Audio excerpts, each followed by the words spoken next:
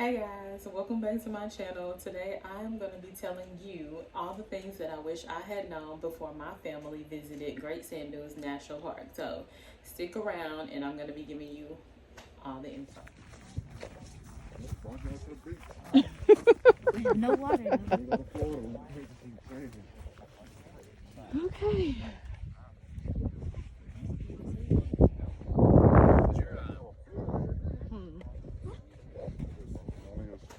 So first of all, my advice would be to go early morning or later in the afternoon because one, avoiding the crowds.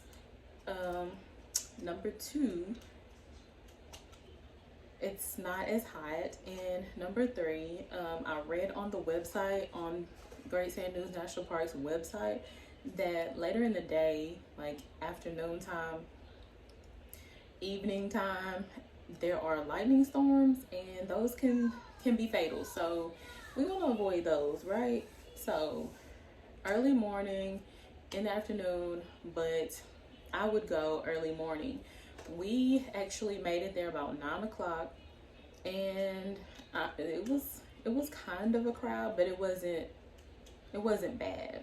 So if I could change anything, I would go earlier, and I would go not in July when everybody's on vacation and things like that. I read that the best time to go was September and October when it's not so hot out. But you know, whenever you can go, just make that trip. It's worth seeing. So, next thing up, be prepared for the sand. It's really like you're on the beach going uphill. So if you're not used to being on a beach walking in sand, get ready. Plus an incline. It was very tough for my family and I. We're from East Texas and we don't have those issues here. So it was a struggle for us. We really thought we were going to make it to the top and we did not. We did not succeed. It was like Great Sand Dunes 1, Evans Family 0 on this. So we just experienced the sand dunes of Colorado. We wanted to make it all the way up to the top. No. But we didn't make it. No. We wasn't ready. Oh, so that's a goal for us. Next year we're coming back. We're gonna make it to the top. We're gonna be in shape. Deuces. Be prepared for the sand. You need to prepare like you are going to the beach because you need your sunscreen, you need your, if you want to chill, you can bring chairs. I saw people bring in floaties and everything and I was like, what you floating on? But I actually read on the website that there is a creek, Medano Creek, I think that's how you pronounce it. And in the spring, in late spring, the snow is actually melting from the mountains and it runs down like right in front of the sand dunes and you can actually float like little kids. Like, I don't expect to see any adults floating around, but little kids can actually float. So I guess they were hoping that that water was still running through, but it was not. It was completely dry.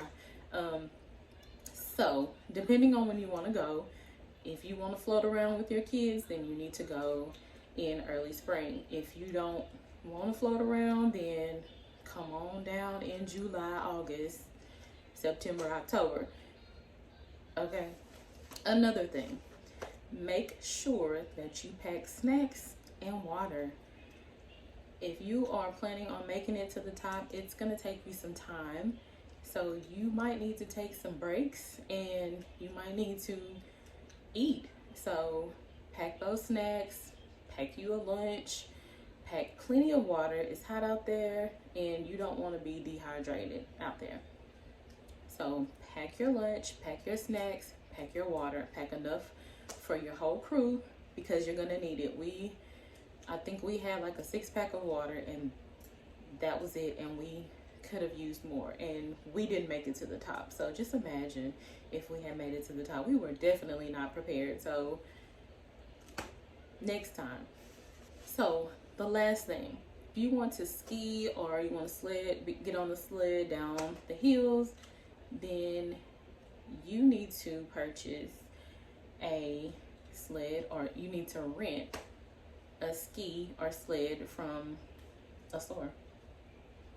No, but for real though, there's a store on the way, like right before you get to the gates of the park, where you can rent the sled or the skis. We did not stop. We regretted it afterwards, but there was a long line, so we decided to forego the ski, sled, whatever. We didn't go. And as soon as we made it in the park, we were seeing everybody with their skis and sleds, and we were like, man, we should have stopped. But luckily, there was a nice couple that let us borrow their sled, and my family, we were able to actually experience sledding down the sand dunes. So I don't know if you're gonna be lucky like us or blessed, but just in case, go ahead and stop at the store. It's you can get food, gas, whatever you need from the store. When we went, we had, like, there was a line and you had to wait outside your turn. I don't know, depending on when you go, you might not have to go through that, but if you want to get on the sled or the ski, you need to make sure that you rent one from somewhere. Oh, and another thing, there is not a bathroom until you get to the sand dunes. So if you have to go, you need to go at that store or figure something out. But there is not a bathroom until you get to the parking lot before the sand dunes.